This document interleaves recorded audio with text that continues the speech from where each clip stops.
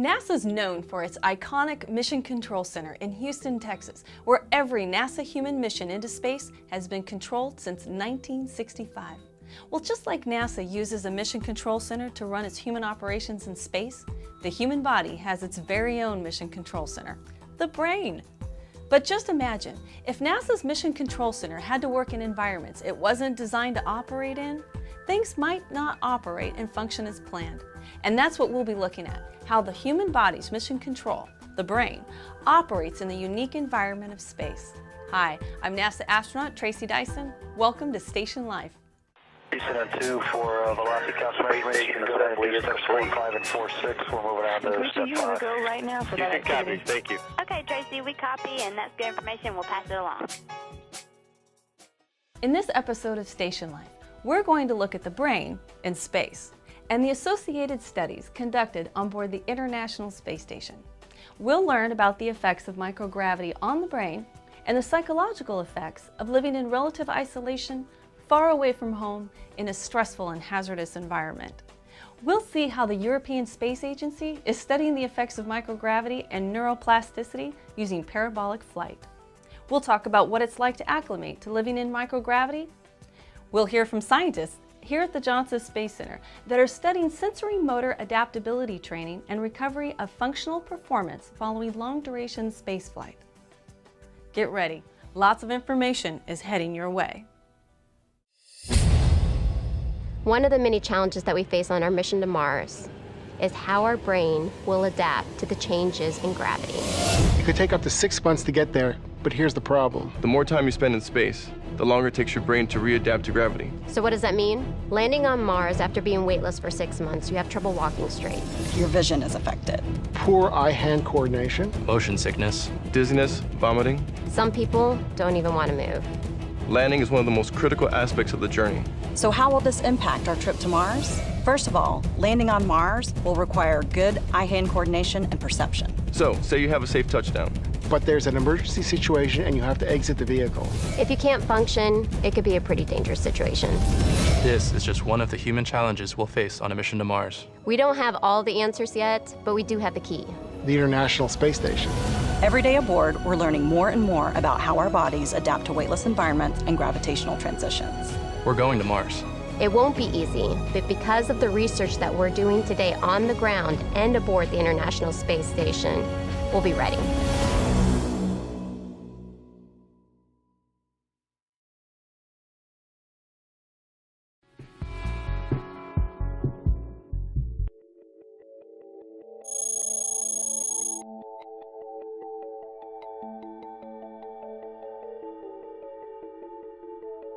Today I've been looking actually at the brain and how the brain reacts to microgravity. In a sense, it's a very simple experiment because we do before we take off with the parabolic flight, we do an MRI measurement with a scanner in a hospital in Bordeaux, and then after the flight we do the same. And then we look at the image of the brain, and by subtracting both images before and after microgravity, by parabolic flight, we hope to see changes. These changes, it's called neuroplasticity. And neuroplasticity is something we all know somehow. I can give the example of a bicycle. If you are a kid and you ride a bicycle or you try, you fall over all the time because you can't do it. And then suddenly, like this, you can do it. And it's very tricky. Why? But somewhere in the brain there must be some connections, something which is happening. Well, actually, we want to do the same to find out how is the brain reacting to microgravity. Where does changes take place? In the brain, well, we all know it is a very, very complicated system with a lot of connections actually. And it's the connections which make differences between people, why people can make some logical reasoning and other people can do it less, or be creative or other type of habits. It has much to do with the connections in the brain. And these connections sometimes are also missing when in patients, for instance. So we want to look with this methodology of looking at the brain before and after such a huge impact as microgravity.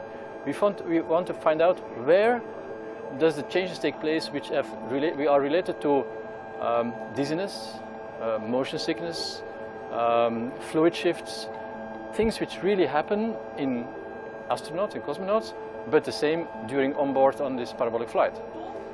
By using the model of pre and post parabolic flight, we hope to find regions which are particularly busy and continuing to change all the time to adapt to microgravity, because it's known that people who fly the first day, well, many of them are ill if they don't take medication, but the second day or the third day, they are much better. So there must have been changes in the brain, real changes. That's what I want to look at. The methodology of MRI methods we use is a bit different than the normal ones. We look at diffusion in the neural tracts. And I can explain it simply by saying, suppose you have a helicopter and you stay with this helicopter like one day on top of a big city, Amsterdam or Brussels or London, but this camera of this helicopter has not the power to see the buildings. Only the people who are moving on their bike, walking or in the cars. After one day, you will have a map of this city. You will know the main roads, the small roads, the places where things are happening or are big streams of connectivity. That's what we do with this methodology of tractography by diffusion techniques in MRI.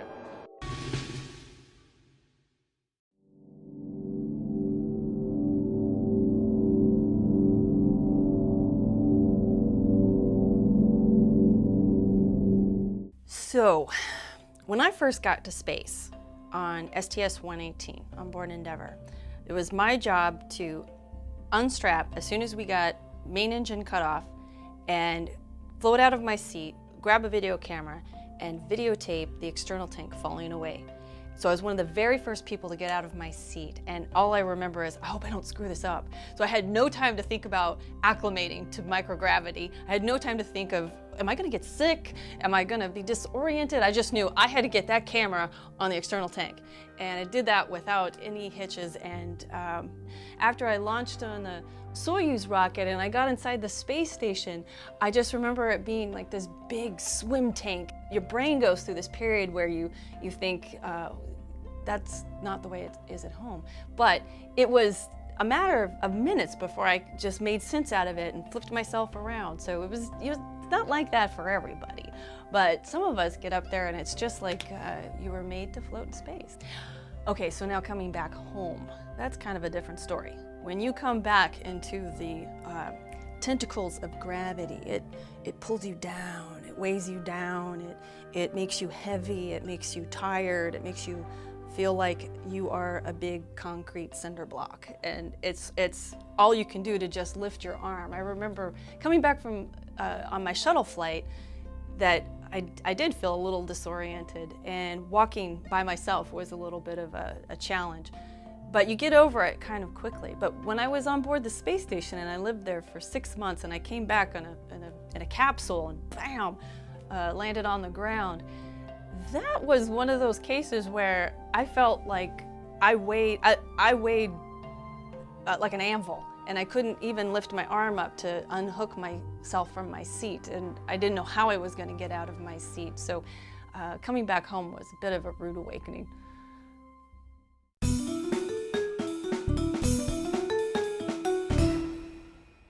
Hi, I'm Terry Virts, and I want to talk about floating in space. One of the first things that you need to realize when you get into space is that even though you feel like you're falling, you're not. And you don't have to flail like that. You can just sit still, you can let go, and you float. It's not a problem. It's something you really have to train your brain to think about. And it takes a little bit of time to get used to that sensation of falling, but realizing you're not falling. And you can pretend like you're on the moon. We have some bungees here. You can go down. And it's not quite gravity, but you can sort of be walking on the moon.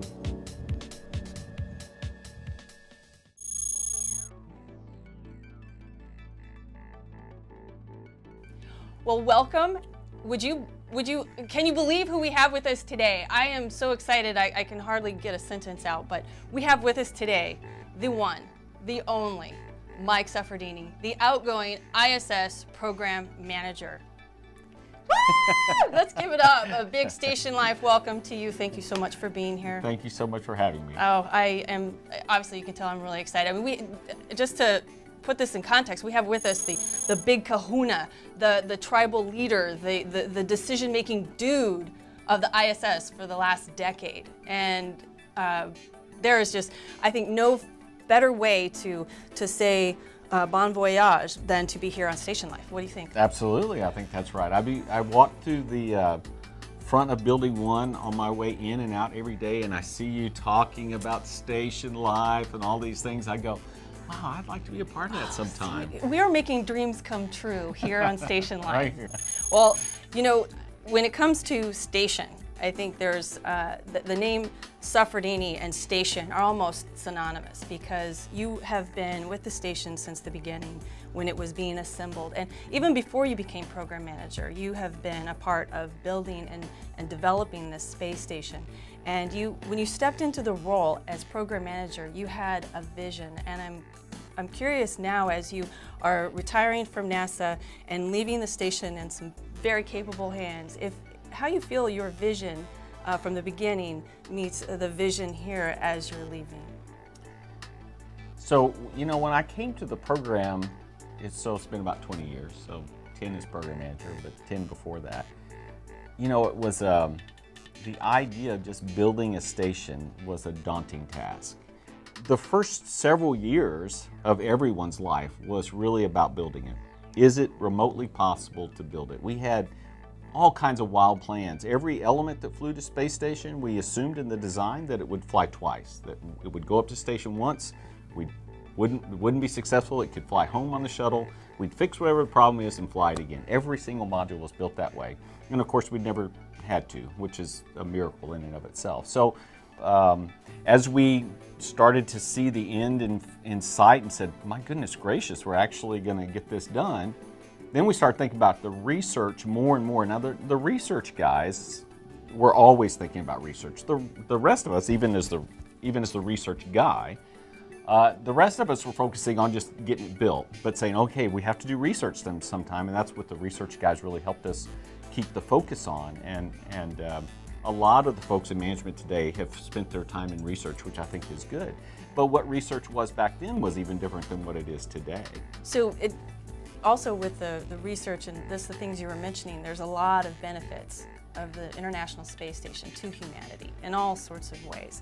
And not just humanity in terms of right here on Earth, but also going beyond low Earth orbit.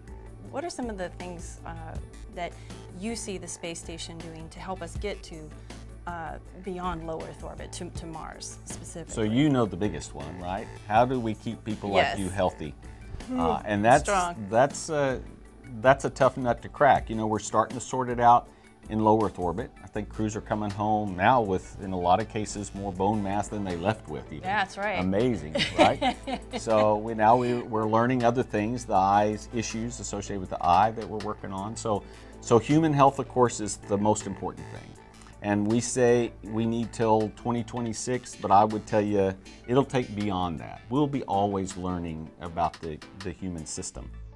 So I know that you've got to leave the station in very capable hands with Kirk Shireman coming on board. You and Kirk have worked a long time together, and you've known each other for a long time. Yeah. I don't.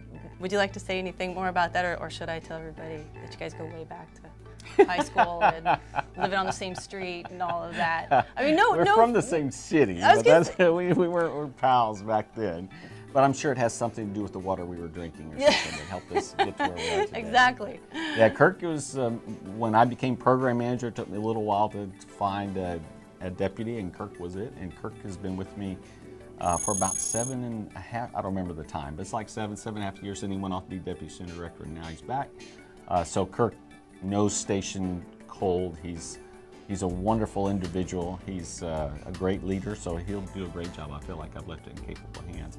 And of course, we have a number of individuals that operate different organizations. Flight Ops is one. There's a bunch of them. And I feel like the leadership team that's in place is very capable as well. So I feel good about that part of it, as much as I hate leaving this wonderful job that I've been doing.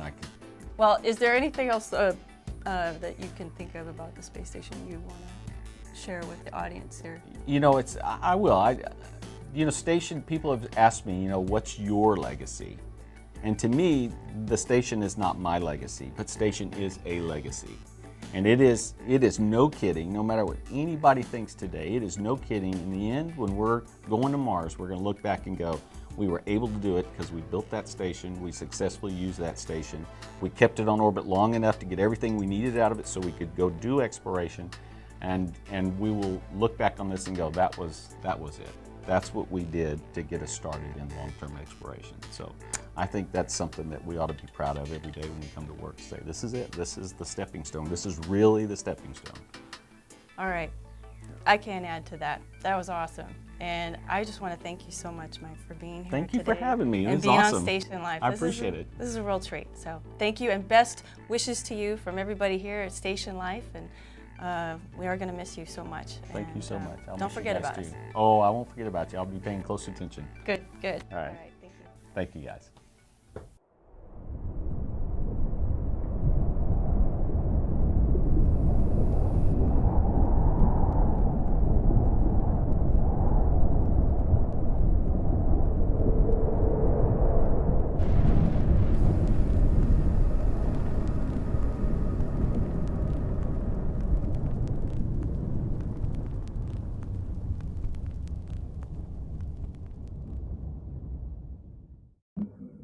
So not only are we studying the brain in space, but we're working on new countermeasures to train the brain for sensory motor adaptability right here on the ground.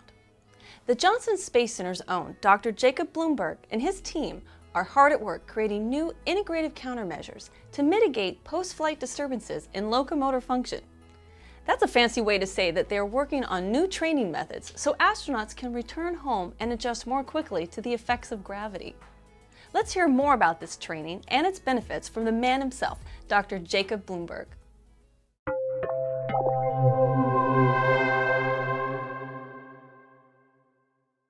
Well, one of the countermeasures that we're now currently developing is called sensory motor adaptability training. And what we're trying to do in this countermeasure is basically train the brain to become more adaptable. The brain is a very adaptable machine. It allows you to adapt to so many things in ordinary life, but we're trying to tap in to that inherent adaptability to improve your ability to adapt to different gravitational transitions. Now, the way we're going to do that essentially is to train you on the ground to become a better adapter by exposing you to different sensory motor transformations. And what that really means is what we're going to do is put you on a treadmill that's placed on a 6-degree of freedom motion base with a virtual scene in front and have you walk in very unusual walking and visual environments. And what we know is that kind of training enhances your ability to adapt to new environments. So we can't simulate here on the ground the partial gravitational environments of the moon or Mars, but we can simulate some of the sensory motor disturbances you will experience. So you can think of these more as surrogate challenges. And the idea is the more you train with these surrogate challenges, the better your brain will be when they encounter yet a new challenge. And this hinges on this whole idea of learning to learn. What this training does is it enhances the brain to learn. And that's really what we're trying to do in our new countermeasure approach. Well, prior to this, we've been really discussing changes in behavior, the effects of spaceflight on behavior, for example, postural and gait instability. But the brain itself is a tissue just like bone and muscle, and it could potentially change as a result of exposure to long-duration spaceflight. We have some evidence with some of the animal work that there are structural changes that are associated with long-duration spaceflight. So we're now very interested to see if long-duration spaceflight is associated with changes in brain structure and function. So we now have a new study called neuromapping, and the PI in that study is Dr. Rachel Seidler from the University of Michigan. We're collaborating with her on this new study to investigate this issue. So what this study entails is looking at brain structure and function using modern neuromapping methodology to look at how the brain as a tissue changes and then compare that with potential changes in behavior and performance and look at the correlation between the two. So we're very excited about this new study, and we think it's going to reveal some very interesting data.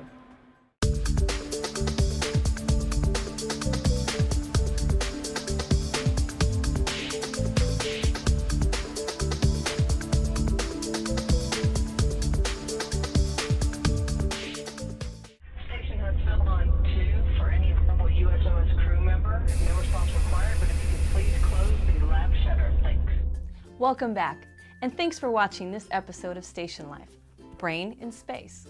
Today we learned how we're using the International Space Station to better understand how our bodies adapt to weightless environments and gravitational transitions. This gained knowledge will help us once we get to Mars.